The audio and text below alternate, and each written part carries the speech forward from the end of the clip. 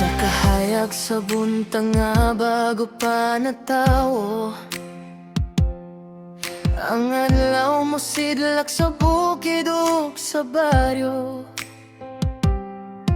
Ang hangin mo agi sa umaga malinawon, ug ang damgo sa tawo hinay nga motubo. Na ako'y pangutanang nagihuptan sa dughan, nganong man ang kalibutan usahay walay klaro. Ang uban nagkatawa samtang ang uban naghilak, pero ang paglaom nagpabilin sa kasing-kasing nato.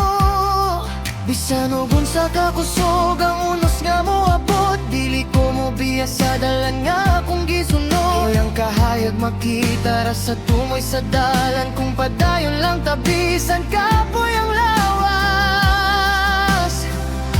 Padayon lang, ayaw undang sa pagdamgo. Bisan pa og lisod ang agi sa imong dalan, ang hangin sa gabi magdala sa imong tingog, ngadto sa langit nga puno sa paglaom. Padayon lang, ayaw kahadlok sa kalibutan, kayang kusog na sa imong kasing-kasing. Ug bisan pa og mapalong ang kahayag karon, ang ugma magdala og bagong sinugdanan. Sa dapling sa dagat adunay istorya, sa mga tao nga naglaom gihapon. Bisan pa sa kasakit nga ilang nagian, ang ilang kasing-kasing wala gayud nga pildi. Ang mga kamot nga nagtrabaho matagalaw, puno sa singot ug mga pangandoy, para sa pamilya ug para sa kagugmaon nga ilang gihulat sa umaabot nga panahon. Ug kung kapoy na ang imong paglakaw, hinumdumi lang ang imong gisugdan, kayang matag lakang nga imong gihimo.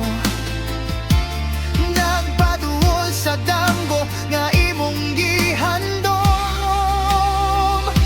Padayon lang, ayaw undang sa pagdamgo.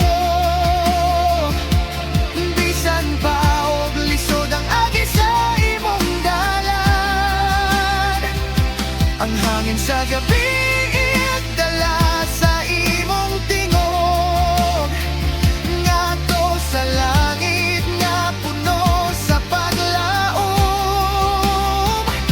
Padayon lang, ayaw kahadlok sa kalibutan, kayang kusog na sa imong kasing-kasing. Ug bisan pa og mapalong ang kahayag karon, ang ugma magdala og bagong sinugdanan. Ug kung ang kalibutan murag hilom, ug wala kay madungog nga tingog, tanawa ang bituon sa taas nga langit.